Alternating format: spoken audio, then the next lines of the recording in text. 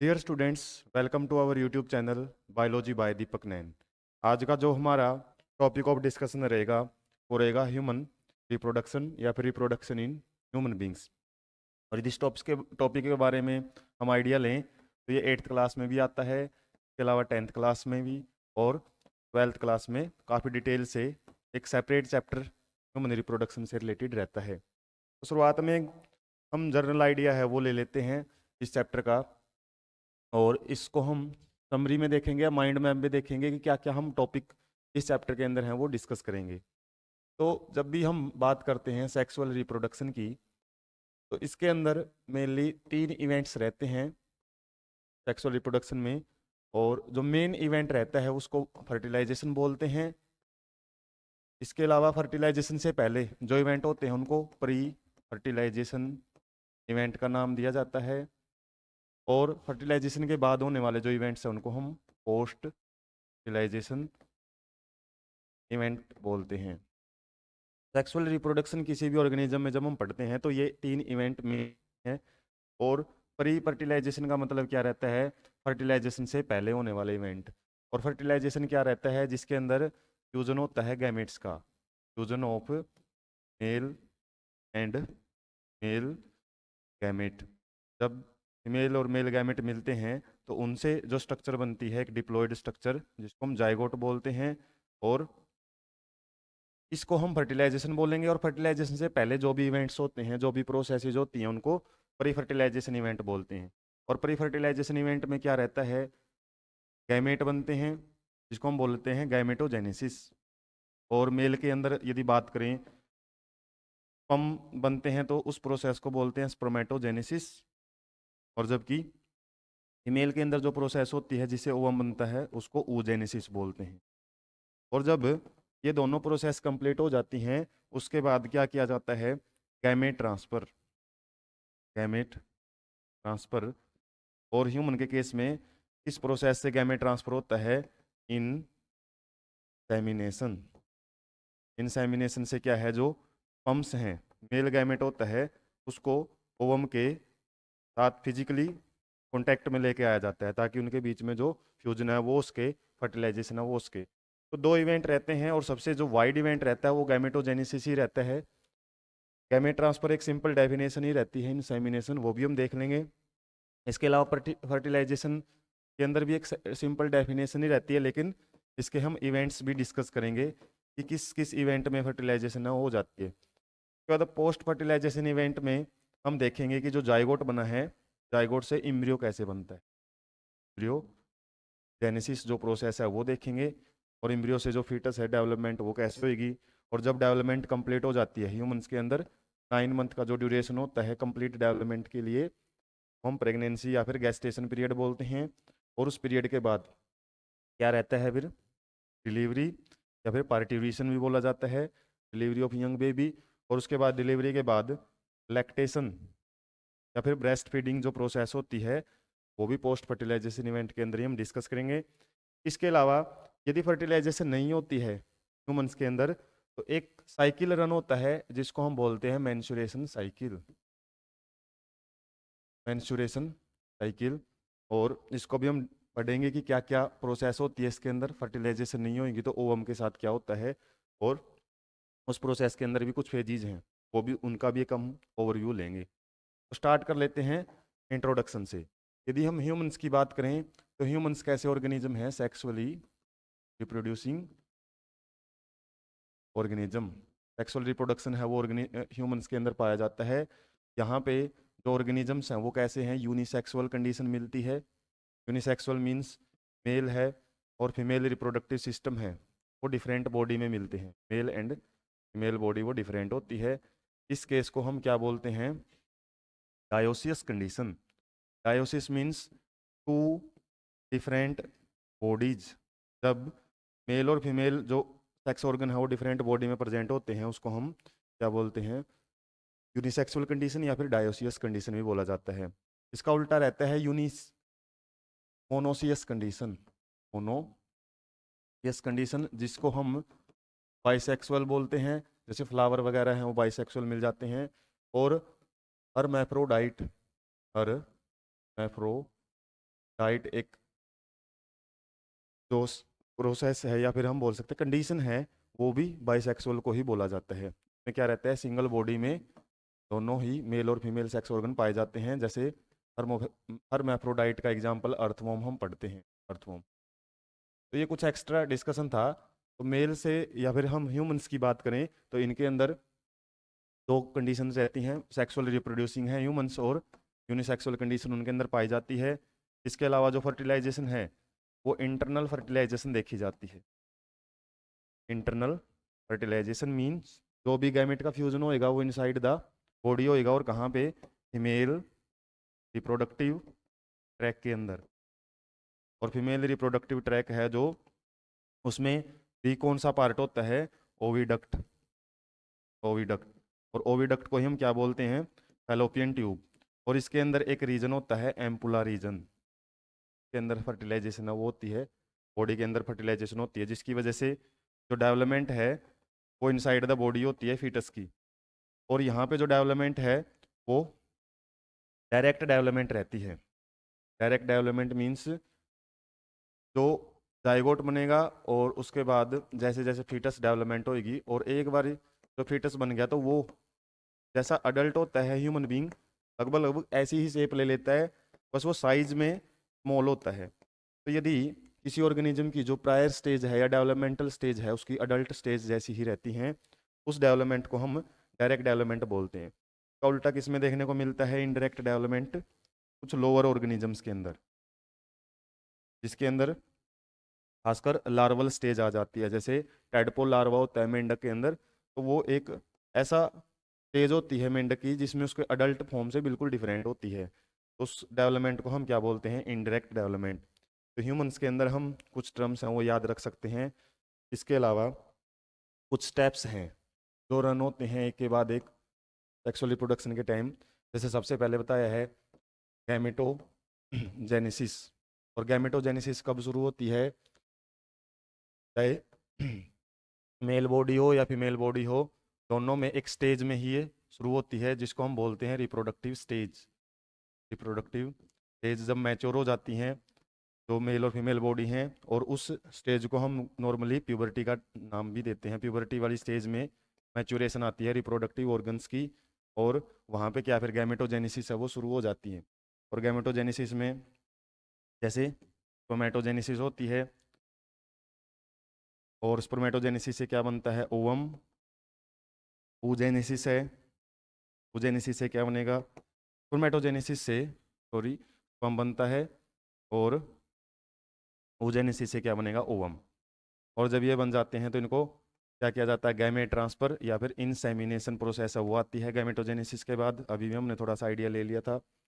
और इनको फिर क्या किया जाता है, फिजिकली कॉन्टेक्ट में लेके आया जाता है, जिससे फर्टिलाइजेशन होती है, फ्यूजन हो जाता है। और फ्यूजन के बाद क्या बनता है, जाइगोट एक स्ट्रक्चर बनेगी, जाइगोट। और जाइगोट के बाद एम्ब्रियोजेनेसिस है वो शुरू हो जाती है। और एम्ब्रियोजेनेसिस जब कंप्लीट हो जाती है तो जब ये एम्ब्रियोजेनेसिस होती है या फिर फीटस डेवलपमेंट होता है उसी को हम गैस्टेशन पीरियड बोलते हैं। और गैस्टेशन पीरियड जब खत्म हो जाता है, डिलीवरी होती है यंग बेबी की, और डिलीवरी के बाद क्या रहता है, लैक्टेशन। तो ये कुछ इवेंट्स हैं जो आपको सीरीज इनकी याद रखनी पड़ती है, और कई बार इस सीरीज से रिलेटेड भी आपसे क्वेश्चन है वो पूछ लिया जाता है। उसके बाद हम शुरुआत कर लेते हैं रिप्रोडक्शन में, और परी फर्टिलाइजेशन इवेंट्स कहाँ होती है। जैसे सबसे पहले हम बात करेंगे स्पर्मेटोजेनेसिस।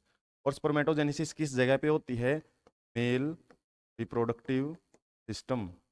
और मेल रिप्रोडक्टिव सिस्टम का एक ओवरव्यू लेंगे, कौन कौन से पार्ट होते हैं, किसका क्या फंक्शन रहता है। स्टार्ट करते हैं परी फर्टिलाइजेशन इवेंट्स। और परी फर्टिलाइजेशन इवेंट में जैसे हमने बात की है किस किस की, गैमेटोजेनेसिस। गैमेटोजेनेसिस जिसमें हमने क्या पढ़ना है पहले, स्पर्मेटोजेनेसिस। और स्पर्मेटोजेनेसिस की भी लोकेशन पढ़ेंगे पहले, उसका जगह पढ़ेंगे कहाँ पे होती है, और स्पर्मेटोजेनेसिस कहाँ पे रहेगी, मेल रिप्रोडक्टिव सिस्टम। और इसी का हमने शुरुआत में ओवरव्यू लेना है। इसी प्रकार से हम क्या पढ़ेंगे, ooजेनेसिस। और ooजेनेसिस कहाँ पे होती है, मेल रिप्रोडक्टिव सिस्टम। और फीमेल रिप्रोडक्टिव सिस्टम में एक कौन सा पार्ट है जहाँ पे होती है, यहाँ पे रहती है ओवम, और यहाँ पे क्या रहता है, टेस्टिस। ओवम कहाँ पे बनता है, ओवरी के अंदर। ओवरी एक ऐसी जगह है जहाँ पे लोकेशन ओवरी होती है और स्ट्रक्चर जो बनती है, गैमेट जो बनता है उसको ओवम बोलते हैं, और टेस्टिस में क्या बनता है, स्पर्म्स मिल बनते हैं। तो हम शुरुआत कर लेते हैं पहले मेल रिप्रोडक्टिव सिस्टम के बारे में। तो मेल रिप्रोडक्टिव सिस्टम की बात करें तो मेल के अंदर मेनली दो पार्टों में मेल रिप्रोडक्टिव सिस्टम हम समझ सकते हैं। एक तो क्या रहता है, प्राइमरी सेक्स ऑर्गन, और बाकी क्या बच जाते हैं, एसेसरी पार्ट्स। और एसेसरी पार्ट्स में दो भाग पढ़े जाते हैं, एक तो एसेसरी डक्ट्स और एसेसरी ग्लैंड्स। पहले हम प्राइमरी सेक्स ऑर्गन को समझते हैं। प्राइमरी सेक्स ऑर्गन क्या होता है मेल में, टेस्टिस। और टेस्टिस कहाँ पे प्रेजेंट होते हैं, outside the body, outside the abdominal cavity भी बोल दिया जाता है, एब्डोमिनल कैविटी। और कहाँ पे प्रेजेंट होते हैं, स्क्रोटम। एक सैक लाइक स्ट्रक्चर होती है, और ये स्क्रोटम में क्यों रखे जाते हैं आउटसाइड द बॉडी, क्योंकि इनके लिए 2 to 3 डिग्री सेल्सियस की जो कम टेम्परेचर की ज़रूरत होती है स्पर्मेटोजेनेसिस प्रोसेस के लिए, स्पर्म फॉर्मेशन के लिए, इसलिए इनको आउटसाइड द बॉडी है वो रखा जाता है। पूछ भी लिया जाता है ये कितना डिग्री सेल्सियस, हमारा जो बॉडी टेम्परेचर है वो लगभग 37 डिग्री सेल्सियस रहता है, उससे 2 to 3 डिग्री सेल्सियस बिलो, ना कि केवल 2 to 3 डिग्री सेल्सियस में, तो बहुत कम टेम्परेचर हो जाएगा। बस इतना है कि ये टेम्परेचर कितना रहेगा, लगभग 35 to 36 डिग्री सेल्सियस के आसपास जो टेम्परेचर चाहिए होता है स्पर्मेटोजेनेसिस के लिए, इसलिए इनको स्क्रोटम या फिर हम बोल सकते हैं टेस्टिस पाउच भी बोला जाता है, तो उसके अंदर रखा जाता है।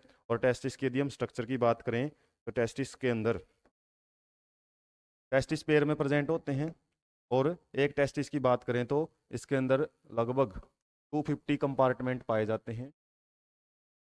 और इन कंपार्टमेंट के अंदर ए कंपार्टमेंट की बात करें, सिंगल कंपार्टमेंट, एक भाग के अंदर लगभग 3 सेमिनिफेरस ट्यूब्यूल पाई जाती हैं, सेमिनिफेरस ट्यूब्यूल।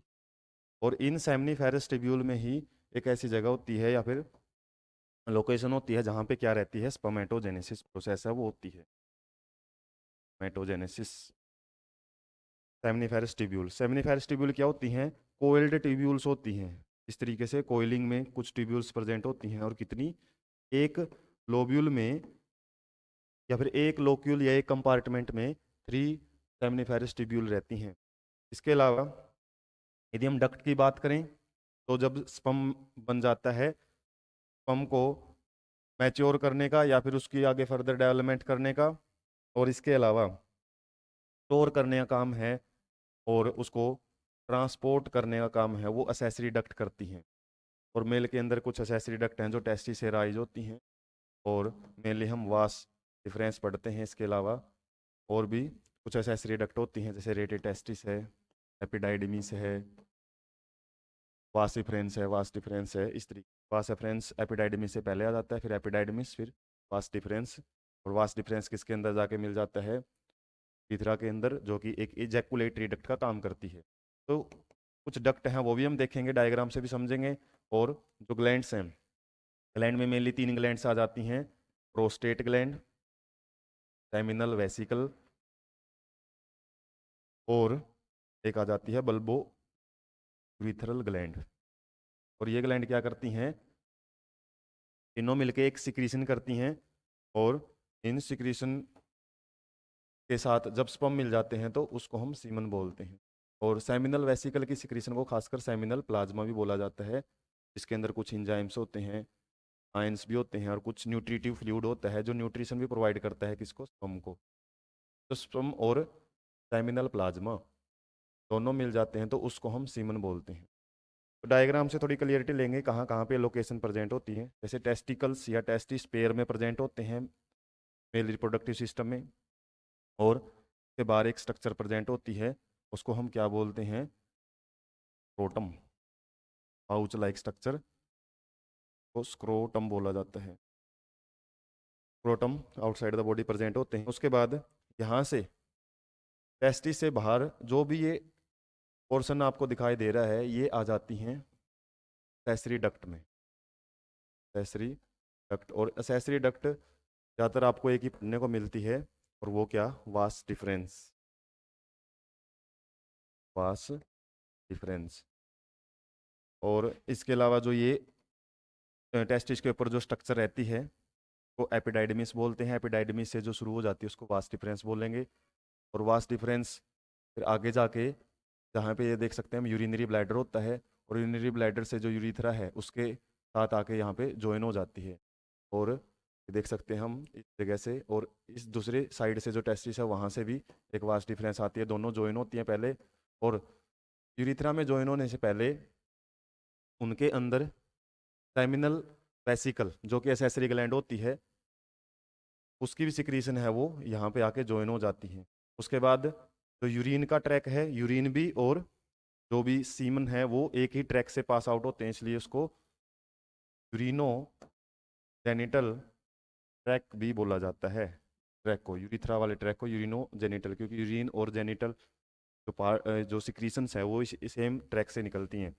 उसके बाद जो यहाँ पे आपको एक स्ट्रक्चर दिखाई दे रही है, ट्रायंगुलर सी स्ट्रक्चर इसके यूरिनरी ब्लैडर के जस्ट नीचे, उसको हम प्रोस्टेट ग्लैंड बोलते हैं। और प्रोस्टेट ग्लैंड, और यहाँ पे क्या है, सेमिनल वेसिकल,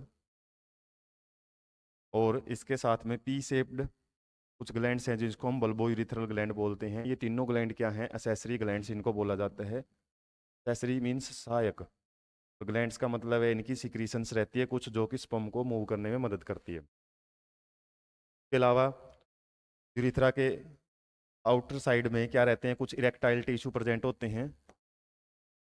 और इस कंप्लीट स्ट्रक्चर को क्या बोला जाता है, एक्सटर्नल जेनिटिलिया।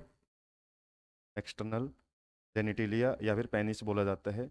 और पेनिस का जो ओपनिंग होती है या फिर जो यूरिथ्रा की ओपनिंग होती है उसको यूरिथ्रल ओपनिंग या फिर मिटस वर्ड भी यूज कर लिया जाता है।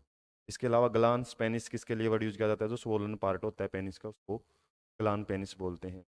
तो मेल रिप्रोडक्टिव सिस्टम में हमने सिंपली ये देखा कि यहाँ पे स्पर्म फॉर्मेशन होती है, और जैसे स्पर्म मैच्योर हो जाते हैं तो उसकी मूवमेंट वास्ट डिफरेंस से होती हुई और कहाँ से रहती है, यूरिथ्रा से चलते हुए, और इजैकुलेटरी यूरिथ्रा इजैकुलेटरी डक्ट का काम करती है, और आउटसाइड द बॉडी उनको ट्रीट कर दिया जाता है। उसके बाद हम देख लेते हैं जो टेस्टिस होता है उसके अंदर का कंपार्टमेंट कैसा रहता है। जैसे बताया था कि जब भी हम टेस्टिस को देखेंगे तो उसके अंदर 250 के आसपास कुछ लोक्यूल्स प्रेजेंट होते हैं या फिर चैम्बर प्रेजेंट होते हैं। और एक चैम्बर को यदि हम देखें तो वो इस तरीके की एक स्पेरिकल स्ट्रक्चर रहती है, और इसके अंदर क्या रहती है, सेमिनिफेरस ट्यूब्यूल कोइल्ड स्ट्रक्चर होती हैं। और जब इन कोइल्ड स्ट्रक्चर को भी काटेंगे तो ये भी सर्कुलर ही दिखाई देती हैं। तो यहाँ पे देख सकते हैं ये एक सेमिनिफेरस ट्यूब्यूल है, ये अलग सेमिनिफेरस है, और ये एक सेमिनिफेरस ट्यूब्यूल सेपरेट है। तो इस तरीके से यदि इसके अंदर हम बात करें सेमिनिफेरस ट्यूब्यूल में क्या प्रेजेंट होता है, सेमिनिफेरस ट्यूब्यूल, इसके अंदर दो टाइप की सेल प्रेजेंट होती हैं। एक जर्म सेल्स जो कि कहाँ प्रेजेंट होंगी, जर्मिनल एपिथेलियम में। Epithelium, epithelium means layering. और दूसरी सेल जो प्रेजेंट होती है इसके अंदर वो रहती है Sertoli cells. Sertoli cells, germinal epithelium cell ही वही है जो कि बाद में स्पर्मेटोगोनिया बनाती है, और स्पर्मेटोगोनिया के अंदर ही स्पर्मेटोजेनेसिस प्रोसेस है वो होती है और स्पर्म बनते हैं। सर्टोली सेल क्या करती है, इसको नरिशमेंट प्रोवाइड करती है। नरिशमेंट प्रोवाइड करेगी जब भी स्पर्म फॉर्मेशन होएगा तब। और उसके बाद सेल्स हैं जो सर्टोली सेल्स के, या सर्टोली सेल्स ही सेमिनिफेरस ट्यूब्यूल के बाहर की साइड में प्रेजेंट होती हैं, दो सेमिनिफेरस ट्यूब्यूल के बीच में, उनको बोलते हैं इंटरस्टिशियल या फिर लेडिग सेल।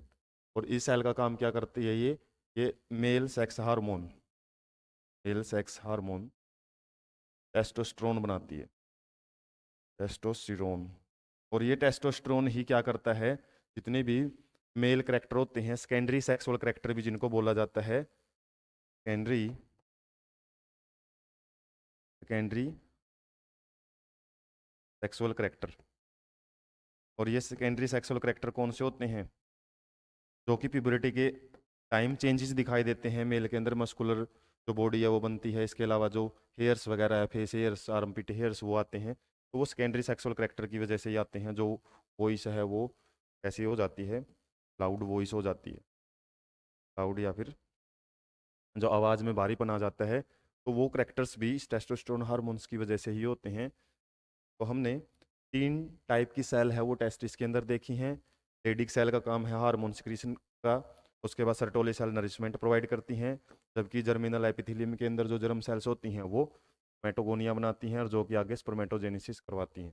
तो यहाँ पे हम देख सकते हैं ये जो स्ट्रक्चर्स हैं वो स्पर्म्स ही हैं, और यहाँ पे जो हम देख सकते हैं पेरिफेरी की साइड में जो सेल्स हैं वही आगे स्पर्मेटोजेनेसिस कर करके, और जैसे जैसे सेंटर की तरफ बढ़ती रहती हैं तो वो स्पम्स के अंदर मैच्योर हो जाती हैं, और जैसे स्पम मैच्योर हो जाता है तो सेमनीफेरस ट्यूब्यूल से बाहर निकाल दिया जाता है, और सेमनीफेरस ट्यूब्यूल से बाहर वो रेटिटेस्टिस में आएगा। उसके बाद एपिडाइडमिस, के बाद रेटिटेस्टिस से पहले सेमनीफेरस ट्यूब्यूल थी, और सेमनीफेरस ट्यूब्यूल के बाद रेटिटेस्टिस, यहाँ पे वास इफ्रेंसिया, फिर एपिडाइडमिस, और फिर वास फ्रेंस, और फिर यूरिथ्रा, फिर आउटसाइड द बॉडी उसको रिमूव कर दिया जाता है। उसके बाद हम थोड़ा सा आइडिया ले लेते हैं स्पर्मेटोजेनेसिस प्रोसेस का। स्पर्मेटोजेनेसिस का आपको बताया है, तो जर्म सेल्स होती हैं, तो हम मदर सेल्स भी बोल सकते हैं, मदर सेल। ये क्या करती हैं? मल्टीप्लाई करेंगी, और मल्टीप्लाई करके जो स्ट्रक्चर्स बनाती हैं उनको स्पर्मेटोगोनिया बोला जाता है। और स्पर्मेटोगोनिया क्या करेंगी अब? मियोसिस या फिर रिडक्शनल डिवीजन, जिससे कि क्रोमोसोम नंबर है उसको रिड्यूस करना है। क्यों? क्योंकि हमारे जो नॉर्मल सेल्स हैं उसमें 46 क्रोमोसोम है, और जो गैमेट बनेंगे वो 23 क्रोमोसोम लिए हुए मिलेंगे। अपन बोल सकते हैं यहाँ पे कुछ हैप्लॉइड स्ट्रक्चर्स हैं, उनको बनाना है, हैप्लॉइड स्ट्रक्चर, और उसके लिए मियोसिस होता है।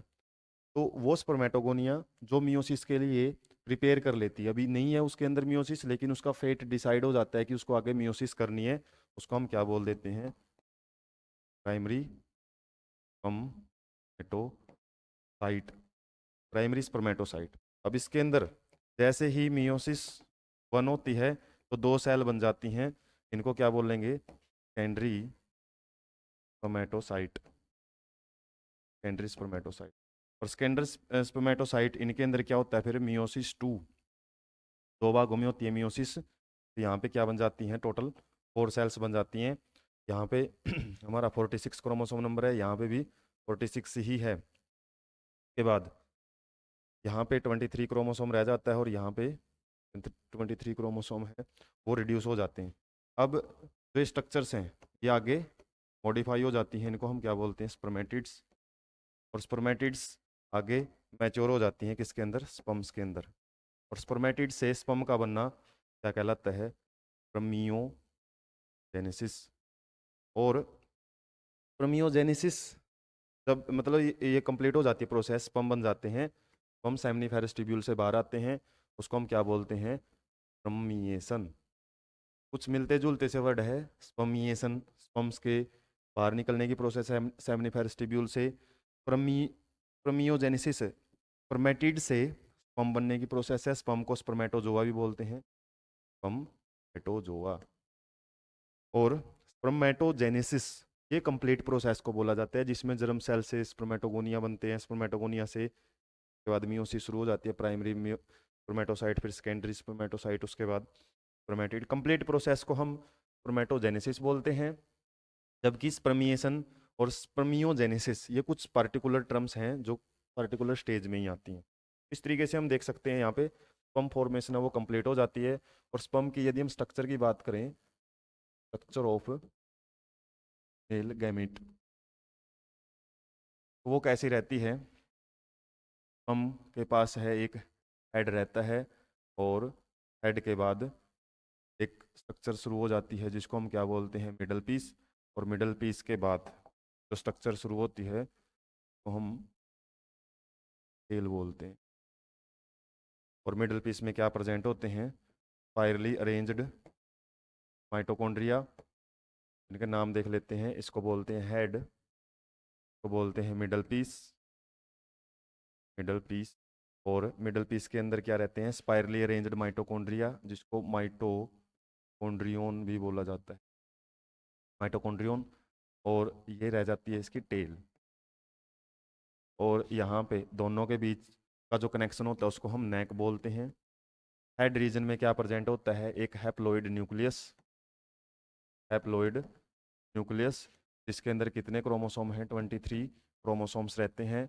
और इसके अलावा इसकी जो टिप रीजन रहता है वहाँ पे एक वेसिकल या सैक लाइक स्ट्रक्चर प्रेजेंट रहती है, जिसको हम एक्रोसोम बोलते हैं। और इस एक्रोसोम के अंदर क्या प्रेजेंट होते हैं? Hydrolytic enzyme. और ये हाइड्रोलाइटिक एंजाइम कब काम आते हैं? फर्टिलाइजेशन के टाइम, एग के अंदर पेनिट्रेट करने में इनका रोल रहता है, हाइड्रोलाइटिक एंजाइम का। तो जो ये एक्रोसोम है ये भी इंपॉर्टेंट रोल प्ले करता है। इसके अलावा मेन फ्यूजन है जो को करना होता है हैप्लॉइड न्यूक्लियस को, यही फ्यूजन करेगा मेल जो न्यूक्लियस है उसके साथ जाइगोट बनाने के लिए। मिडल पीस का काम क्या रहता है? ये एनर्जी जनरेशन का काम करता है, एनर्जी जनरेशन। जो माइटोकॉन्ड्रिया है वो power house of the cell भी बोला जाता है, तो पावर क्रिएट करती है ताकि इस सेल को क्या किया जा सके, या फिर इस टेल को मूव किया जा सके। टेल की मूवमेंट के लिए जो एनर्जी प्रोड्यूस होती है वो माइटोकॉन्ड्रियन करते हैं। तो इस तरीके से जो स्ट्रक्चर है वो हम देख सकते हैं स्पर्म की। उसके बाद फीमेल रिप्रोडक्टिव सिस्टम देख लेते हैं। और फीमेल रिप्रोडक्टिव सिस्टम में मेनली 3 पार्ट्स हम पढ़ेंगे। और 3 पार्ट्स की बजाय बल्कि 2 पार्ट भी पढ़ सकते हैं, जैसे वहाँ पे हमने डिस्कस किया था। मेनली 2 पार्ट्स ही रहते हैं। और फर्स्ट पार्ट क्या है? यहाँ पे भी प्राइमरी सेक्स ऑर्गन, और सेकंड क्या है? Accessory parts. और प्राइमरी सेक्स ऑर्गन क्या काम करती है? यहाँ पे ओवरी, और ओवरी के अंदर ही ओवम प्रोड्यूस होते हैं। ओवम प्रोडक्शन की प्रोसेस को oogenesis बोला जाता है, oogenesis। इसके अलावा ओवरी का दूसरा काम क्या रहता है? कुछ फीमेल सेक्स हार्मोन हैं को प्रोड्यूस करना, जो कि क्या करते हैं? oogenesis भी करवाते हैं। इसके अलावा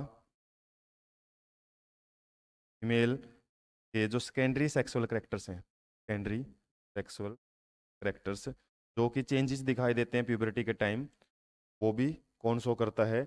ये सेक्स हार्मोन की वजह से होते हैं, जैसे एस्ट्रोजन। एस्ट्रोजन जो हार्मोन होता है, एस्ट्रोजन, इसकी वजह से जो चेंजेस है वो भी आते हैं, और oogenesis प्रोसेस है वो शुरू की जाती है। हालांकि oogenesis प्रोसेस एक ऐसी है जो कि फीटल स्टेज में ही शुरू हो जाती है, फीटल स्टेज के अंदर ही। हालांकि वो कंप्लीट कब तक होती है? फर्टिलाइजेशन तक। फर्टिलाइजेशन से थोड़ा टाइम पहले ही वो कंप्लीट होती है। वो भी हम समझेंगे, थोड़ी सी एक कॉम्प्लेक्स की प्रोसेस है और इंटरेस्टिंग प्रोसेस भी हम बोल सकते हैं। प्राइमरी सेक्स ऑर्गन में ओवरी आ जाती है, इसका हम डायग्राम भी समझेंगे, और oogenesis कैसे होती है वो भी हम डिटेल में समझेंगे। इसके अलावा एक्सेसरी पार्ट्स में क्या जाते हैं? एक्सेसरी ग्लैंड्स, एक्सेसरी ग्लैंड, और जिसके अंदर मेनली क्या आती है? Mammary gland. मेमरी ग्लैंड जो कि मिल्क प्रोडक्शन का काम करती हैं। और मिल्क प्रोडक्शन किसके लिए जरूरी रहता है? जो यंग वन है कि प्रॉपर डेवलपमेंट के लिए, उसकी प्रॉपर ग्रोथ के लिए। इसके अलावा एक्सेसरी डक्ट होते हैं, एक्सेसरी डक्ट। और एक्सेसरी डक्ट में कौन कौन से पार्ट आ जाते हैं? में रहेंगे फैलोपियन ट्यूब, फैलोपियन ट्यूब, दूसरा रहेगा यूट्रस, और तीसरा रहेगा वेजिना। तो ये 3 एक्सेसरी डक्ट का काम करती हैं। तो हम देख लेते हैं डायग्राम से इनकी लोकेशन, फिर देखेंगे इनके पार्ट्स क्या क्या रहेंगे। तो ये फीमेल रिप्रोडक्टिव सिस्टम का डायग्राम है। और ओवरी की जो लोकेशन है वो एब्डोमिन, एब्डोमिन के अंदर होती है। और एब्डोमिन बल्कि लोअर एब्डोमिन, लोअर एब्डोमिन के अंदर। और इसकी जो लोकेशन है उसको फिक्स करने के लिए लिगामेंट से ये अटैच रहती है यूट्रस वाल के साथ। और एक साइड में क्या रहती हैं? ओविडक्ट या फिर फैलोपियन ट्यूब का पार्ट। और इस पार्ट को क्या बोला जाता है? पार्ट को हम बोलेंगे, यहाँ पे जो फिंगर लाइक स्ट्रक्चर है इसको फिम्ब्रिया बोला जाता है, फिम्ब्रिया। और इसको बोलेंगे इनफंडिबुलम, फंडिबुलम। और उसके बाद जो वाइडर पार्ट आ जाता है वो बोला जाता है एम्पुला। और ये जो पार्ट है जो इसको यूट्रस के साथ जोड़ता है इसको बोला जाता है, और एम्पुला ही वो रीजन है जहाँ पे फर्टिलाइजेशन होती है। उसके बाद ये जो पियर शेप्ड स्ट्रक्चर है इसको हम यूट्रस बोलते हैं या फिर वोम बोला जाता है। और वोम के एक साइड से एक फैलोपियन ट्यूब जुड़ती है और दूसरी साइड से दूसरी, टू ओवरी प्रेजेंट होती है। तो हम समझ सकते हैं ओवरी भी पेयर में प्रेजेंट होती हैं। और इसके अंदर ही क्या है, oogenesis या ओवम फॉर्मेशन है वो होती है। और यूट्रस के बाद जो पार्ट है नैरो एंड है उसको हम सर्विक्स बोलते हैं। सर्विक्स, और सर्विक्स के बाद वेजाइना है वो एक रिसेप्टिव पार्ट का काम करता है। रिसेप्टिव पार्ट मतलब रिसीव पेनिस फॉर इंसेमिनेशन। और उसके बाद जो सर्विक्स और वेजिना है इन दोनों को मिला के हम किसका नाम दे सकते हैं, बर्थ कैनाल। को बर्थ कैनाल भी बोला जाता है, क्योंकि इसी कैनाल या इसी ट्यूब के जरिए क्या होता है, बेबी का जो बर्थ होता है, डिलीवरी होती है। और यदि हम यूट्रस की बात करें, यूट्रस की 3 लेयर रहती हैं। एक तो सबसे आउटर मोस्ट लेयर को पेरीमेट्रियम बोला जाता है। एक बिल्कुल इनर मोस्ट लेयर रहती है जिसको एंडोमेट्रियम बोलते हैं। और एक इन दोनों के बीच की जो मस्कुलर लेयर होती है जिसको क्या बोला जाता है, मायोमेट्रियम। मायो मसल्स के लिए use, myometrium. Perimetrium mainly protection का काम करती है। मायोमेट्रियम में मसल्स होती हैं जो कि क्या करवाती हैं, कॉन्ट्रैक्शन। कॉन्ट्रैक्शन कब, ड्यूरिंग द लेबर पेन, या फिर जब डिलीवरी हो रही होती है तो उस टाइम पे ये कॉन्ट्रैक्ट करती हैं मसल्स। और जो इनर मोस्ट लेयर है के अंदर जो मेंस्ट्रुएशन है, मेंस्ट्रुएशन साइकिल इसी के अंदर होता है, ब्रेक डाउन होती है और बार बार फॉर्म होती है मेंस्ट्रुएशन साइकिल में। जब हम पढ़ते हैं कि जो लेयर, कौन सी लेयर ब्रेक होती है, वो एंडोमेट्रियम लेयर रहती है। इस तरीके से हम जो फीमेल रिप्रोडक्टिव सिस्टम है कि अंदर जो डिफरेंट पार्ट्स है उनकी क्या लोकेशन रहती है वो हम देख सकते हैं। फैलोपियन ट्यूब लगभग 10 to 12 सेंटीमीटर लेंथ में होती है। और उसका काम क्या रहता है, ओवम को फर्टिलाइजेशन के लिए रेडी रखना। और जैसे ही फर्टिलाइजेशन होएगी तो जाइगोट जब बनेगा, जाइगोट और उसके बाद एम्ब्रियोजेनेसिस है वो यहीं से शुरू हो जाती है। इसके अलावा यहाँ पे इम्प्लांटेशन होता है, वो हम आगे पढ़ेंगे फर्टिलाइजेशन के बाद। फर्टिलाइजेशन के बाद कैसे फर्दर डेवलपमेंट होती है उसमें रहती है। उसके बाद हम देख लेते हैं ओवरी का जो ट्रांसफर सेक्शन है, ओवरी कैसे दिखाई देती है अंदर से। ओवरी के अंदर जब हम स्ट्रक्चर पढ़ते हैं तो वहीं से हमको oogenesis प्रोसेस है वो भी समझ में आ जाती है। ओवरी के जो ओवल शेप होती है ओवरी की, और इसके जो आउटर रीजन होता है, आउटर रीजन उसको हम कोर्टेक्स बोलते हैं। और जो मिडल पार्ट रहता है उसको हम मेडुला बोलते हैं। मेडुला और कोर्टेक्स वर्ड है जो वो कई जगह यूज किए जाते हैं। कोर्टेक्स एक पेरिफेरल वर्ड के लिए यूज किया जाता है, बाहरी तरफ के लिए, और जो मेडुला है वो सेंट्रल पार्ट के लिए यूज करते हैं। और ये क्या था, वो लिगामेंट जो कि ओवरी को के साथ जोड़ते हैं यूट्राइन वाल के साथ, यूट्राइन वाल के साथ। इसके अलावा ओवरी के अंदर जो स्ट्रक्चर्स हैं वो क्या क्या प्रेजेंट होती हैं, ओवरी में प्राइमरी फॉलिकल भी मिलती हैं, सेकेंडरी भी मिलती हैं। इसके अलावा मैच्योर या ग्राफियन फॉलिकल भी रहती हैं। और जैसे ही मैच्योर फॉलिकल बनती है उसी से ओवम है वो बाहर निकल जाता है, उसी को ओविलेशन बोलते हैं। ओविलेशन होने के बाद जो ये फॉलिकल है का क्या बनता है, कॉर्पस ल्यूटियम। और कॉर्पस ल्यूटियम यदि फंक्शनल है तो वो शेप ले लेता है, और यदि उसका कोई काम नहीं रहता है तो वो डिजनरेट हो जाता है। और डिजनरेट होने वाले स्ट्रक्चर को हम क्या बोलते हैं, कॉर्पस एल्बिकन्स। तो यहाँ पे जो oogenesis प्रोसेस है वो आपको बताया था, थोड़ी कॉम्प्लेक्स प्रोसेस है। जैसे स्पर्म फॉर्मेशन है वो तो जब शुरू होती है जर्मिनल एपिथेलियम से स्पर्मेटोजेनेसिस तक चलती है।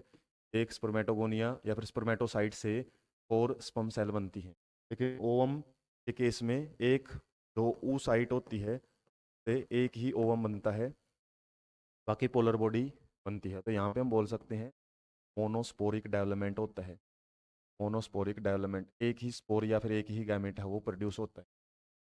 oogenesis प्रोसेस में क्या होएगा, फिटल स्टेज के अंदर ही, जब फीमेल फिटल स्टेज में होती है, खुद एक फिटस होती है, उस टाइम ही इसके अंदर क्या है, कुछ जो हमारी फॉलिकल्स हैं जिसको हम प्राइमरी फॉलिकल्स बोलेंगे वो बन जाती हैं। और इन प्राइमरी फॉलिकल्स रहता है oocytes रहती हैं, oocytes। और जिन किन से बनती हैं oocytes, oogonia से। जैसे स्पर्मेटोगोनिया था, oogonia से बनती है। और oogonia किससे बनती हैं? Germinal epithelium. जर्मिनल एपिथेलियम की जो सेल्स हैं वो oogonia बनाती है। oogonia से oocyte बनती है। और oocyte किसको बोलते हैं? जो कि मियोसिस के लिए रेडी हो जाती हैं। मियोसिस होता नहीं है मियोसिस के लिए, उनका फेट डिसाइड हो जाता है, उनको oocyte बोलते हैं। और जैसे उसके अंदर मियोसिस शुरू हो जाती है उसको हम प्राइमरी oocyte बोलते हैं। और प्राइमरी oocyte लगभग जो फीटल स्टेज में है वो काफ़ी सारी बन जाती हैं। और कितनी बनती हैं? लगभग 1 to 2 मिलियंस के आसपास बनती हैं। और जैसे जैसे जो फीमेल है उसकी या फीटल स्टेज के अंदर थी वो उस टाइम इतने नंबर रहता है, और जब उसकी डिलीवरी होती है खुद फीमेल की, ओजेनेसिस उस टाइम ही चल रही होती है उस टाइम।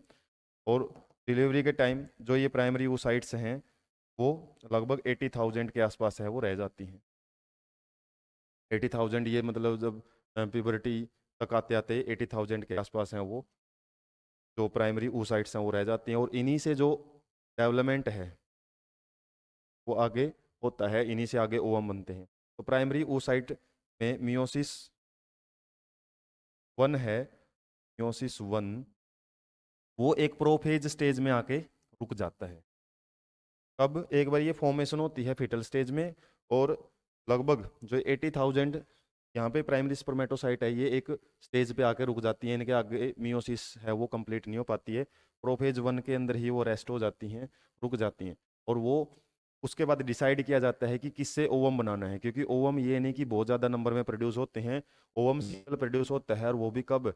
एवरी 28 डेज में। लगभग 28 दिन का टाइम लगता है एक ओवम को रिलीज करने के लिए। तो इन 80,000 जो प्राइमरी oocyte है इन्हीं से एक एक ओवम है वो टाइम टू टाइम रिलीज किया जाता है ओवरीज के द्वारा।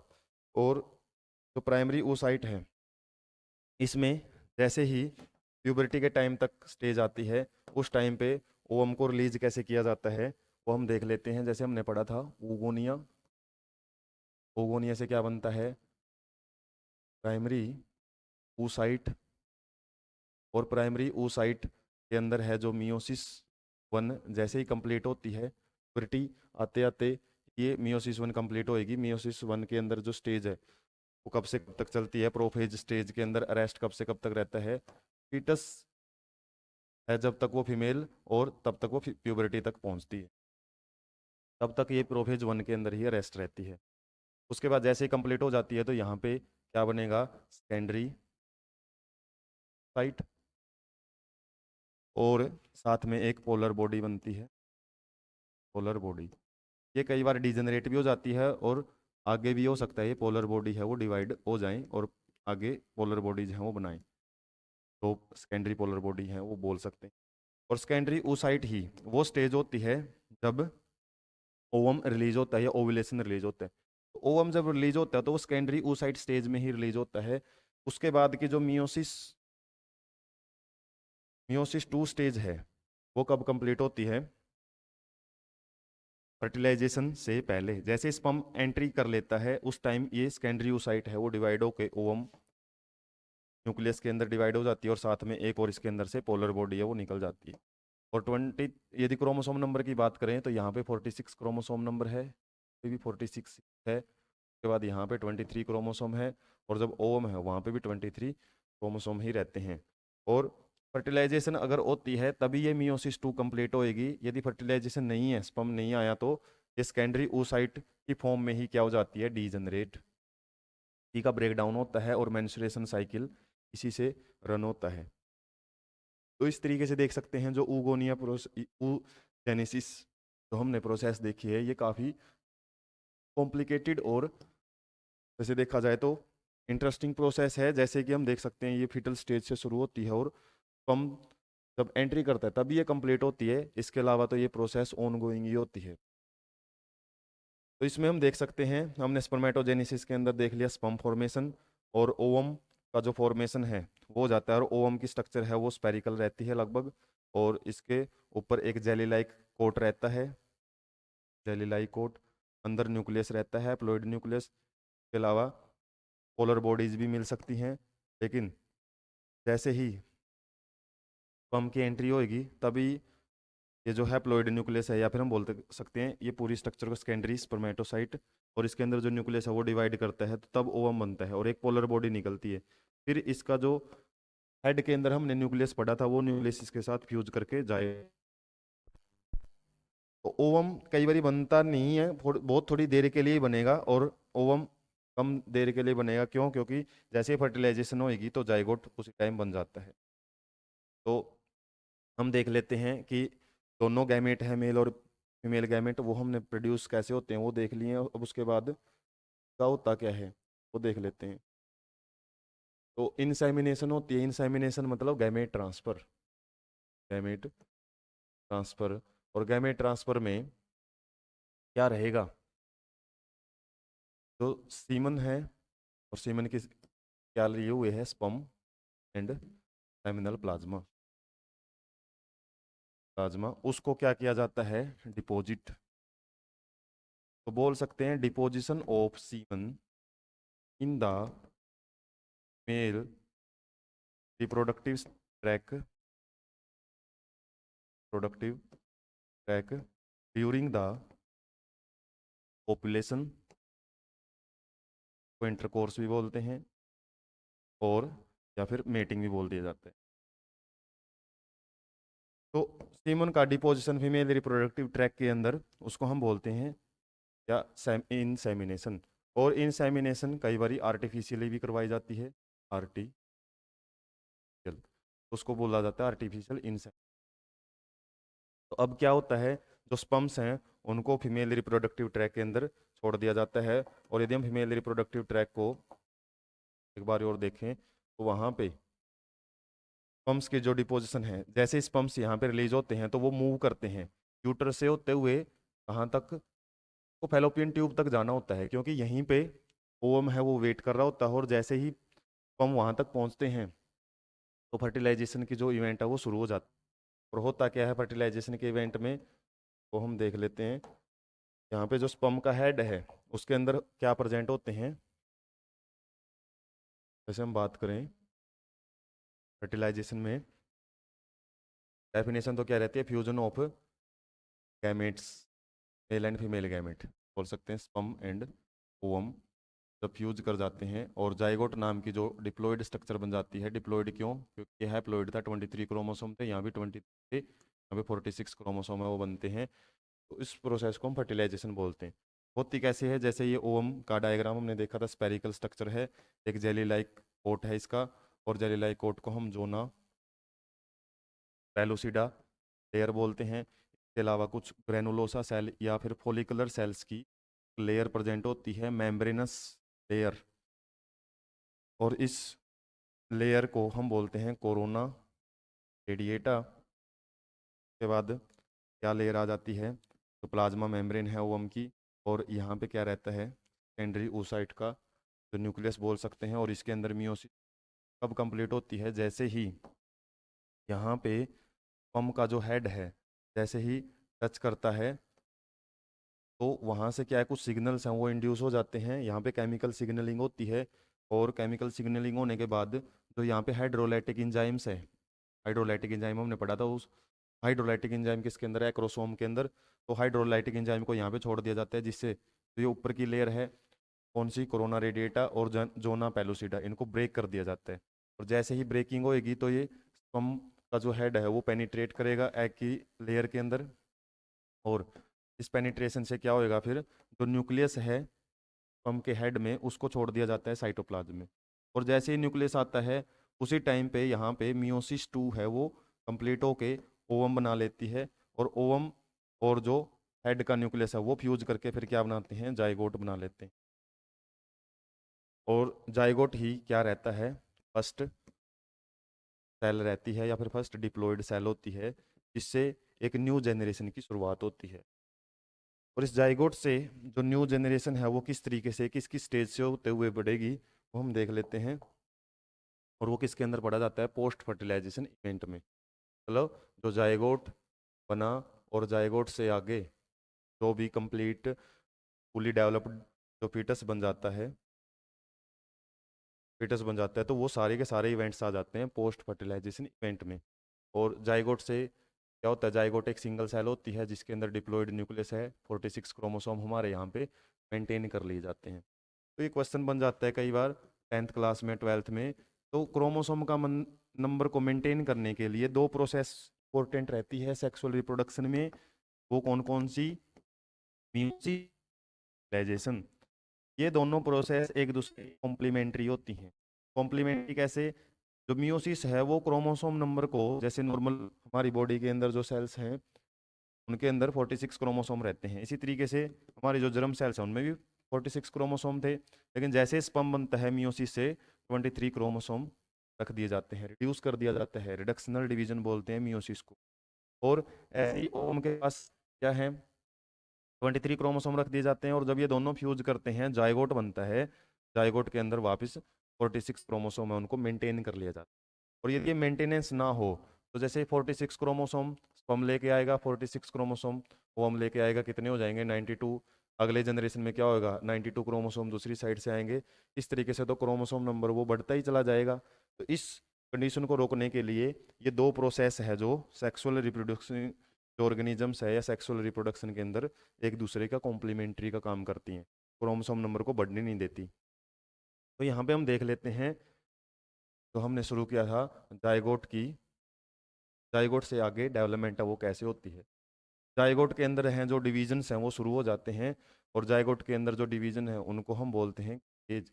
और क्लीवेज से क्या होएगा, जो शेप है ओवरऑल शेप वो तो सेम रहेगी, लेकिन इसके अंदर जो डिवीजन है, जैसे अब यहाँ पे 2 सेल स्टेज बन गई, उसके बाद 4 सेल स्टेज बन जाती है, उसके बाद 8 सेल स्टेज आ जाती है, मतलब ये 4 है ये 8 बन जाती है, 8 के बाद 6 सेल स्टेज। तो 8 to 16 सेल स्टेज रहती है, उस स्टेज को हम बोलते हैं morula stage. Morula, morula stage 8 to 16 stage cell stage को बोलते हैं। और जब 16 से आगे बढ़ती है 32 स्टेजेज आ जाती हैं, और 32 से फर्दर डिवीजन होते हैं 32, 64, तो उस स्टेज को हम ब्लास्टो या ब्लास्टुला बोलते हैं, ब्लास्टुला स्टेज। जाइगोट से मोरूला, मोरूला से ब्लास्टुला। और ब्लास्टुला के अंदर क्या होती हैं, सेल्स अपने आप को इस तरीके से अरेंज कर जाती हैं कि एक आउटर लेयर बन जाती है, आउटर लेयर जिसको हम ट्रोपोब्लास्ट बोलते हैं, और इसके अंदर कुछ सेल्स हैं वो एक जगह पड़ी रहती हैं, और उसको क्या बोलते हैं? Inner cell mass. तो ट्रोपोब्लास्ट, वो ब्लास्ट, और इनर सेल मास। और इसके अंदर फ्लूइड भरा रहता है, जिसको, इस कैविटी को तो बोलते हैं ब्लास्टोसियोल, ब्लास्टोसियोल। और इस फ्लूइड को क्या बोलते हैं? ब्लास्टोसियोल फ्लूइड, या फिर फ्लूइड सिंपली एक तरल पदार्थ रहता है। मेन काम जो किसका रहता है, वो इनर सेल मास का रहेगा। और ये इनर सेल मास क्या करेगा आगे? सेल्स डिवाइड कर करके और अपने आप को अरेंज करना शुरू कर देती है। जब ये स्टेज आती है ब्लास्टुला के बाद, इसको हम क्या बोलते हैं? ब्लास्टोसिस्ट को बोला जाता है ब्लास्टोसिस्ट, ब्लास्टोसिस्ट स्टेज बोलते हैं। और ब्लास्टोसिस्ट स्टेज आते आते, जो जैसे हमने पढ़ा था ओवम की जो पोजीशन है या फर्टिलाइजेशन है वो ओविडक्ट में होती है, और जैसे जैसे स्टेजेस चलती हैं तो ओवम है वो, या फिर जो जाइगोट है वो आगे की तरफ मूव करता करता यूट्रस में आ जाता है। और यूट्रस में यूट्राइन वाल के साथ चिपक जाता है, और किस स्टेज पे आके चिपकता है? ब्लास्टोसिस्ट। और ब्लास्टोसिस्ट में जैसे ही वो चिपक जाता है तो उसके अंदर जो सेल्स हैं वो फर्दर डिवाइड करेंगी, और कौन सी स्टेज आ जाती है? Gastrula stage, gastrula. और गैस्ट्रूला स्टेज में क्या करती हैं? सेल मूव करती हैं और मूव करके किस में क्या क्या लेयर बना लेती हैं? 3 जर्म लेयर्स बनाती हैं, 3 जर्म लेयर्स। और ये 3 जर्म लेयर्स की आगे फिर क्या है? डिफरेंट डिफरेंट टिश्यू है उनके अंदर कन्वर्ट होना या फिर उनको फॉर्म करना शुरू कर देती है। तो इस तरीके से हम देख सकते हैं कि जाइगोट से क्लीवेज होके क्या बनती है? मोरूला, मोरूला से ब्लास्टुला, ब्लास्टुला के अंदर कुछ चेंज आते हैं उसको ब्लास्टोसिस्ट बोलते हैं। यही वो स्टेज होती है जहाँ पे क्या रहता है? इम्प्लांटेशन प्रोसेस है वो होती है। इम्प्लांटेशन मतलब यूट्राइन वाल के साथ अटैचमेंट होती है किसकी? जो ये स्टेज आई है ब्लास्टुला स्टेज की, फिर ब्लास्टोसिस्ट। उसके बाद ब्लास्टोसिस्ट के अंदर कुछ और चेंजेस आते हैं, फर्दर डिवीजन होते हैं, तो हम गैस्ट्रुला बोलते हैं। और गैस्ट्रुला स्टेज के अंदर मूवमेंट होना शुरू हो जाती हैं, उस प्रोसेस को गैस्ट्रुलेशन, गैस्ट्रुलेशन बोला जाता है। और ये बड़ी ही गैस्ट्रुलेशन बड़ी ही इंपॉर्टेंट प्रोसेस होती है किसके लिए, थ्री जर्म लेयर्स को बनाने के लिए। और थ्री जर्म लेयर्स कौन कौन सी बनती है, एक सबसे आउटर मोस्ट लेयर होती है जिसको एक्टोडर्म बोलते हैं, उसके बाद बीच में होती है मीजोड्रम, और इनर मोस्ट लेयर को बोला जाता है एंडोड्रम। और यही वो लेयर्स हैं जो जितने भी हमारे ऑल बॉडी ऑर्गन्स हैं बॉडी के, वो बनाने शुरू करती हैं। और इनके अंदर जैसे जैसे डेवलपमेंट होती है तो क्या बन जाता है, इम्ब्रियो। इम्ब्रियो कौन सी स्टेज होती है जिसके अंदर ये डेवलपमेंट हो रही होती है, कंप्लीटली अभी तक हमारा जो फीटस है वो नहीं बना। और फीटस की स्टेज को बोलते हैं जब कुछ ऑर्गन्स हैं वो सिमिलरिटी शो करना शुरू कर देते हैं अडल्ट ऑर्गन्स की तरह, जैसे हाथ पैर वगैरह हैं वो बनने शुरू हो जाते हैं थोड़े बहुत। तो कुछ स्टेजेज तक हम उसको फीटस बोलेंगे, और फीटस के बाद वो डेवलपमेंट जब कंप्लीट हो जाती है तो बेबी किसके लिए, डिलीवरी के लिए रेडी हो जाता है। और डिलीवरी के बाद है जो लैक्टेशन प्रोसेस है वो शुरू हो जाती है। तो हम देख सकते हैं यहाँ पे जैसे फर्स्ट मंथ है वहाँ पे कुछ इस टाइप की डेवलपमेंट हो जाती है। यहाँ पे हम अंदर वाली साइड में जो भी स्ट्रक्चर दिखाई दे रही है ये डेवलपमेंट देख सकते हैं। फर्स्ट मंथ में हार्ट है वो डेवलपमेंट कर लेता है, और हार्ट बीटिंग है वो शुरू हो जाती है। हार्ट बीटिंग वो सुनी भी जा सकती है स्टेथोस्कोप के द्वारा। उसके बाद इसलिए बोला जाता है कि जो हार्ट है वो फर्स्ट मंथ में ही काम करना शुरू कर देता है, सबसे पहला ऑर्गन होता है डेवलपमेंट का। उसके बाद सेकंड मंथ, और इसके बाद जैसे हम देख सकते हैं कुछ वर्ड यूज किए जाते हैं, फर्स्ट ट्राइमेस्टर, सेकंड ट्राइमेस्टर और थर्ड ट्राइमेस्टर। तो पहले 3 मंथ की जो डेवलपमेंट है उसको हम फर्स्ट ट्राइमेस्टर बोलते हैं। और इस केस में जो डेवलपमेंट है देख सकते हैं यहाँ सी आके जो फीटस है वो बन जाता है, और इससे पहले कुछ ऑर्गन है वो शेप ले रहे होते हैं तो उसको हम इम्ब्रियो बोलते हैं।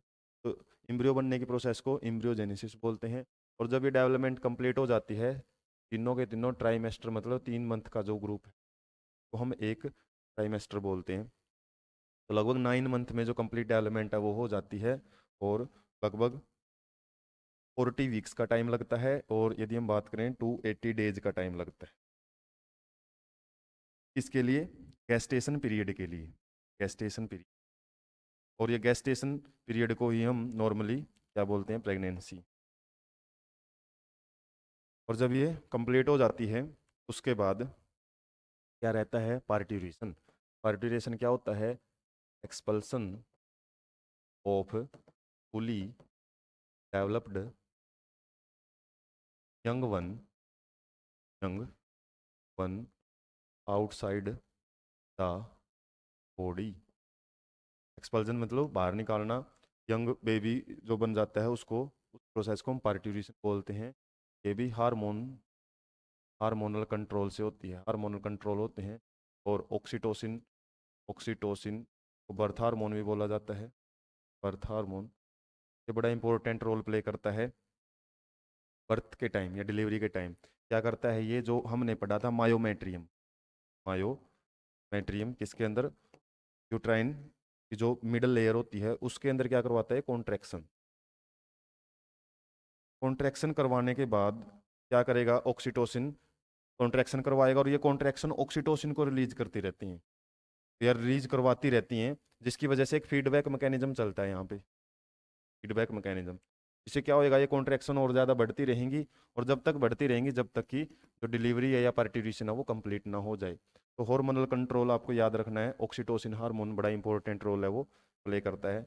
और जैसे ही डिलीवरी हो जाती है तो इंटेंस लैक्टेशन का जो टाइम है पीरियड है वो शुरू हो जाता है, जहाँ पे जो मिल्क सिक्रीशन है, मिल्क सिक्रीशन से मेमरी ग्लैंड से, मेमरी ग्लैंड से वो शुरू हो जाता है। और मेमरी ग्लैंड्स में क्या रहती हैं, थोड़ा आइडिया ले लेते हैं। Glandular tissue, glandular tissue. और ग्लैंडुलर टिश्यू कहाँ प्रेजेंट होते हैं, ये एलोलाई के अंदर प्रेजेंट होते हैं। बैलून लाइक स्ट्रक्चर होती है मेमोरी ग्लैंड्स के अंदर भी। और ये एलोलाई आगे काफ़ी सारी एलोलाई रहती हैं जो कि मिल्क सिक्रीशन करती हैं और आगे डक्ट बनाती हैं, और डक्ट एक दूसरे में जॉइन हो जाती हैं, और लास्ट में एक डक्ट आती है लेक्टिफेरस डक्ट, लेक्टिफेरस डक्ट जिससे मिल्क सिक्रीशन है वो होता है। इस तरीके से काफ़ी सारे जो मेमोरी ग्लैंड्स हैं, काफ़ी सारी जो ग्लैंडुलर टिश्यू या ग्लैंड्स होती हैं वो मिल्क सिक्रीशन करती हैं, और बेबी की जो सकलिंग प्रोसेस है उससे जो मिल्क है वो सिक्रीट कर लिया जाता है। तो जो मेमोरी ग्लैंड्स हैं वो भी हम बोल सकते हैं फंक्शन एसोसिएटेड होती हैं इसके साथ मेल रिप्रोडक्टिव प्रोडक्टिव सिस्टम के साथ। और यहाँ पे जो हार्मोन है मिल्क सिक्रीशन में इंपॉर्टेंट रोल प्ले करता है वो प्रोलैक्टिन रहता है, प्रोलैक्टिन हार्मोन। और जब तक ये प्रोलैक्टिन हार्मोन ब्लड में बना रहता है, लगभग 6 मंथ का जो ड्यूरेशन होता है नेचुरली, उस टाइम तक क्या रहता है, प्रोलैक्टिन हार्मोन बाकी जितने भी जो हार्मोन्स है जो oogenesis करवाते हैं उसको स्टॉप करके रखता है, जिससे कि oogenesis प्रोसेस है उस टाइम तक स्टॉप रहेगी। और oogenesis स्टॉप है तो ओवम नहीं बनेगा, और ओवम नहीं बनेगा तो वहाँ पे फर्टिलाइजेशन के चांसेस नहीं रहते हैं। और फर्टिलाइजेशन यदि नहीं होती है तो जाहिर सी बात है मेंस्ट्रुएशन, ओवम ही नहीं बनता तो साथ में मेंस्ट्रुएशन भी नहीं होती। हालांकि हम एक प्रोसेस पढ़ेंगे मेंस्ट्रुएशन, ये कब होती है, जब फर्टिलाइजेशन नहीं होती है। तो यहाँ पे तो ओवम ही रिलीज नहीं होता है, कब, इंटेंस लैक्टेशन के टाइम, जब ज़्यादा लैक्टेशन या मिल्क फिशन हो रहा होता है उस टाइम पे ना ओवम रिलीज होता। ओवम जब रिलीज ही नहीं होता तो फर्टिलाइजेशन और मेंस्ट्रुएशन, हालांकि मेंस्ट्रुएशन और फर्टिलाइजेशन एक दूसरे के अपोजिट होते हैं। फर्टिलाइजेशन हो गया तो मेंस्ट्रुएशन नहीं होता, और फर्टिलाइजेशन नहीं होता है, फ्यूजन नहीं होता है तो मेंस्ट्रुएशन हो जाता है। लेकिन ये दोनों ही इवेंट नहीं होते हैं, कब, जब ओवम रिलीज ही नहीं होता। इसके अलावा जो शुरुआत के दिन में जो मिल्क सिक्रीट होता है उसको हम कोलोस्ट्रोम भी बोलते हैं, कोलोस्ट्रम। और कोलोस्ट्रम के अंदर कुछ एंटीबॉडीज और कुछ न्यूट्रिटिव टिश्यू रहते हैं जो कि बेबी की डेवलपमेंट के लिए बहुत ज़्यादा ज़रूरी रहते हैं। उसके बाद वैसे तो यहाँ पे जो प्रोसेस है ह्यूमन रिप्रोडक्शन कंप्लीट हो जाता है, फिर भी एक टॉपिक रह जाता है हमारा, मेंस्ट्रुएशन साइकिल। तो मेंस्ट्रुएशन साइकिल क्या होता है, ओवम जो रिलीज होता है बताया था ओवरी से, वो 28 डेज के बाद ही रिलीज होता है। एक ओवरी एक ही ओवम रिलीज करती है, उसके बाद नेक्स्ट ओवरी का टर्न आ जाता है, वो ओवम रिलीज करेगी 28 डेज के बाद। तो ये 28 डेज का एक साइकिल होता है। साइकिल मीन्स कुछ इवेंट्स होती हैं और वो इवेंट्स आके वापस शुरुआत वाली फेज में ही आके मिल जाती हैं। तो इसके अंदर जो साइकिल के अंदर क्या रहता है, शुरुआत जो इस साइकिल की है वो मेंस्ट्रुएशन से ही शुरू होती है, मेंस्ट्रुएशन से शुरू होगी। और मेंस्ट्रुएशन में क्या होती है, इसको ब्लीडिंग फेज भी बोला जाता है, ब्लीडिंग फेज, जिसके अंदर क्या है, ओवम डीजनरेट होके जो यूट्राइन की इनर वाल होती है एंडोमेट्रियम, उनके साथ और कुछ के अंदर ब्लड वेसल्स भी होती हैं, और ब्लड वेसल्स की ब्रेकिंग की वजह से ब्लड भी साथ में, क्या चीज़ें होती हैं इसमें, ब्लड, जो डीजनरेटेड ओवम है वो डीजनरेटेड ओवम, और इसके अलावा क्या रहता है, यूट्राइन टिश्यू, यूट्राइन टिश्यू। और यूट्राइन टिश्यू कौन, एंडोमेट्रियम, तो मेट्रियम। ये क्या करेंगी, तीनों चीज़ें बॉडी से या फिर वेजाइना से रिमूव की जाती हैं बाहर। और इस स्टेज को क्या बोला जाता है, मेंस्ट्रुएशन स्टेज। ये लगभग 2 to 8 डेज तक चलती है। उसके बाद क्या होएगा, जैसे ये स्टेज कंप्लीट हो जाती है तो प्रोलिफरेटिंग फेज शुरू हो जाती है, प्रोलिफरेटिंग फेज। प्रोलिफरेटिंग का मतलब जो ये यूट्राइन टिश्यू या एंडोमेट्रियम लेयर डिजेनरेट हुई थी ये दोबारा बनना शुरू होती है। और जैसे जैसे ये बनती है कंप्लीटली, इसके साथ साथ में जो हमारा फोलिकुलर डेवलपमेंट, फोलिकुलर डेवलपमेंट, ये क्या होता है, जैसे oogenesis प्रोसेस होती है, हमने पढ़ा था, जैसे प्राइमरी oocyte होती है उसके बाहर लेयरिंग बनना शुरू हो जाती है। और जब उसके ऊपर सिंगल लेयर बनती है उसको हम प्राइमरी, पूरी कंप्लीट स्ट्रक्चर को प्राइमरी फॉलिकल बोलते हैं, प्राइमरी फॉलिकल। और इसके अंदर क्या है, ये प्राइमरी oocyte है, प्राइमरी oocyte है। और प्राइमरी oocyte के आगे जो डिवीजन होता है तो इसके अंदर क्या है, सेकेंडरी oocyte बन जाता है, वो तो oogenesis में हमने देख लिया। लेकिन जो ये लेयरिंग है इसका क्या होता है, ये लेयरिंग भी आगे बढ़ती रहती है। प्राइमरी के बाद कैसी आ जाती है, जब 2-3 लेयर बन जाती हैं तो उसको हम सेकेंडरी फॉलिकल बोलते हैं। और सेकेंडरी से आगे फिर लेयरिंग बनती है तो उसको हम टर्सरी फॉलिकल बोलते हैं।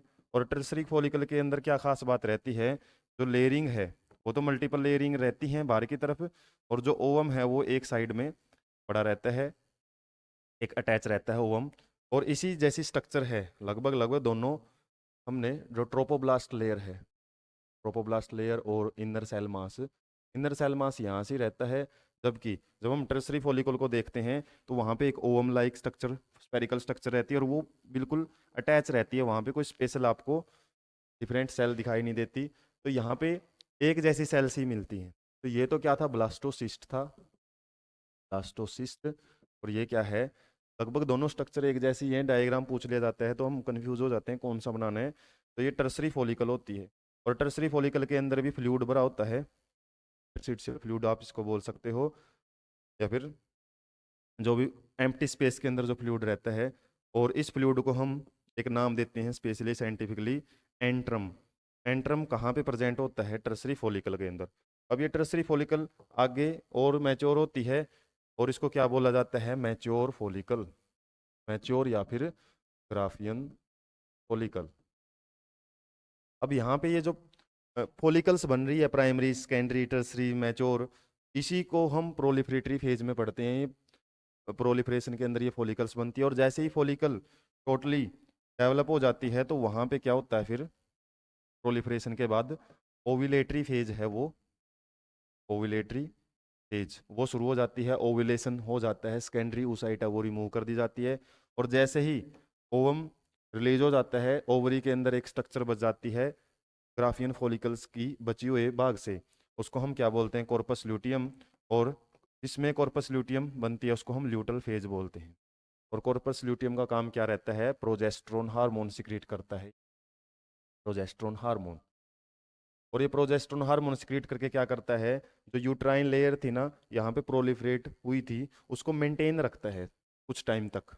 और मेंटेन रखने, ये कुछ दिन तक ही मेंटेन रखेगा, और जैसे ही प्रोजेस्टेरोन का लेवल या फिर कॉर्पस ल्यूटियम है वो डिजनरेट होना शुरू हो जाता है, तो क्या होएगा, जो एंडोमेट्रियम लेयर है वो ब्रेक हो जाएगी, जो ओवम है वो भी डिजनरेट हो जाएगा, और ये क्या होएगा, फिर मेंस्ट्रुएशन के जो प्रोसेस है उसको शुरू करवा देता है।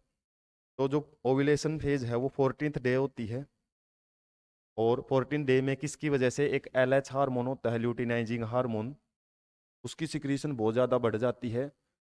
और ल्यूटिनाइजिंग हार्मोन के साथ साथ एक FSH हार्मोन भी होता है। LH और FSH हार्मोन को क्या बोलते हैं हम, pituitary hormones. Pituitary gland secrete करती है, और पिट्यूटरी ग्लैंड किसकी कंट्रोल में सिक्रीट करती है, हाइपोथैलेमस। ये हार्मोनल कंट्रोल की बात है वो बता रहा हूँ मैं। हाइपोथैलेमस क्या करती है, थोड़ा सा आइडिया ले लेते हैं इसमें। हाइपोथैलेमस जो ग्लैंड है, सुपरमास्टर ग्लैंड बोलते हैं, ये पिट्यूटरी ग्लैंड के ऊपर एक्शन करेगी, और किन हार्मोन्स की, साथ में GnRH, GnRH gonadotropin releasing hormone. और पिट्यूटरी ग्लैंड कौन से हार्मोन सिक्रीट करती है, LH एंड FSH। मेल हो चाहे फीमेल हो, दोनों हार्मोन ये सिक्रीट किए जाते हैं, ल्यूटिनाइजिंग हार्मोन और FSH हार्मोन। के बाद जो फीमेल है, फीमेल के अंदर क्या करते हैं ये, FSH फॉलिकुलर स्टिमुलेटिंग हार्मोन, मतलब ये प्रोलिफरेटरी फेज के अंदर काम करते हैं। जो हमने प्राइमरी, सेकेंडरी, टर्सरी हार्मोन्स, ये जो फॉलिकल्स हैं उनकी डेवलपमेंट करवाता है ये FSH। और LH क्या करवाता है, ये ओव्यूलेशन करवाता है। जैसे ही डेवलपमेंट कंप्लीट हो जाती है, इसका जो सिक्रीशन है बहुत ज़्यादा बढ़ जाता है, और उस टाइम पे ओवम है उसको रिलीज कर लिया। और जैसे ही ओवम रिलीज होएगा, हमने देखा है कॉर्पस ल्यूटियम नाम की स्ट्रक्चर बनती है, कॉर्पस ल्यूटियम। और कॉर्पस ल्यूटियम से प्रोजेस्टेरोन हार्मोन है वो सिक्रीट होता है, और प्रोजेस्टेरोन हार्मोन को क्या बोलते हैं, ये प्रेगनेंसी मेंटेन मेंटेनिंग हार्मोन भी बोला जाता है, प्रेगनेंसी को मेंटेन करता है, प्रेग्नेंट हार्मोन भी बोलते हैं। कुछ टाइम तक कॉर्पस ल्यूटियम सिक्रीट करती है, इसके अलावा प्लेसेंटा भी सिक्रीट करता है, और ओवरी भी सिक्रीट करती है। तो ये क्या करता है, डेवलपमेंट के लिए जरूरी होता है। लेकिन जैसे ही कॉर्पस ल्यूटियम डिजनरेट हो जाता है, उस टाइम पे प्रोजेस्टेरोन हार्मोन की कमी की वजह से ही जो एंडोमेट्रियल लेयर है वो ब्रेक होके मेंस्ट्रुएशन है या फिर जो ब्लीडिंग है उसको जनरेट करती है। और ये था फीमेल के अंदर। और मेल के अंदर क्या रहता है, फॉलिकुलर स्टिमुलेटिंग हार्मोन और LH हार्मोन क्या करते हैं, ये स्पर्मेटोजेनेसिस करवाते हैं, स्पर्मेटोजेनेसिस, स्पर्म्स की फॉर्मेशन करवाएंगे, टेस्टिस के अंदर काम करेंगे। और टेस्टिस से साथ में जो हमने पढ़ा था इंटरस्टिशियल सेल्स, वहाँ से टेस्टोस्टेरोन हार्मोन है उसको रिलीज करवाते हैं। और टेस्टोस्टेरोन हार्मोन भी स्पर्मेटोजेनेसिस में इंपॉर्टेंट रोल प्ले करता है। इसके अलावा ये सर्टोली सेल्स से नरिशमेंट भी नरिशमेंट के लिए है, जो उनको प्रिपेयर करते हैं ताकि जो स्पर्म्स मैच्योर होते हैं। तो ये LH और FSH हार्मोन दोनों ही केस में, मेल हो चाहे फीमेल हो, उनके अंदर प्रोड्यूस होते हैं। TNH हार्मोन भी दोनों के अंदर काम करते हैं। फीमेल में हमने देख लिया ये प्रोजेस्टेरोन हार्मोन, इसके अलावा एस्ट्रोजन हार्मोन है, वो भी सिक्रीट करवाते हैं। कौन? ये FSH हार्मोन ही सिक्रीट करवाता है। किससे? ओवेरी से। और इन हार्मोन्स का बड़ा रोल होता है इसके अंदर, जितने भी चेंजेस आते हैं सेकेंडरी सेक्सुअल करेक्टर, और जितनी भी डेवलपमेंट होती है, चाहे वो स्पर्मेटोजेनेसिस हो चाहे ooजेनेसिस हो, इसके अलावा जाइगोट से आगे एम्ब्रियोजेनेसिस होती है। डिलीवरी के टाइम भी हमने हार्मोन देखा है, ऑक्सीटोसिन हार्मोन काम करता है। मिल्क सिक्रीशन जो करवाता है वो प्रोलैक्टिन हार्मोन है। तो हार्मोनल कंट्रोल बहुत ज़्यादा इंपॉर्टेंट रोल प्ले करता है, चाहे मेल हो चाहे फीमेल हो, करेक्टर्स को डेवलप करने में, और इसके अलावा जो प्रोसेसेस हैं उनको कंटिन्यू करने के लिए। इस तरीके से हमने एक ओवरव्यू लिया है। वीडियो काफ़ी लेंथी जरूर चली गई है, लेकिन आपको इस चैप्टर को एक step by step, story wise story जैसे हम स्टेप बाय स्टेप समझते हैं उस तरीके से समझाने की कोशिश की। बाकी इसी तरीके की जो इंटरेस्टिंग टॉपिक्स हैं या फिर फर्दर जो डिटेल्ड डिस्कशन है, उनके लिए चैनल को सब्सक्राइब रखें।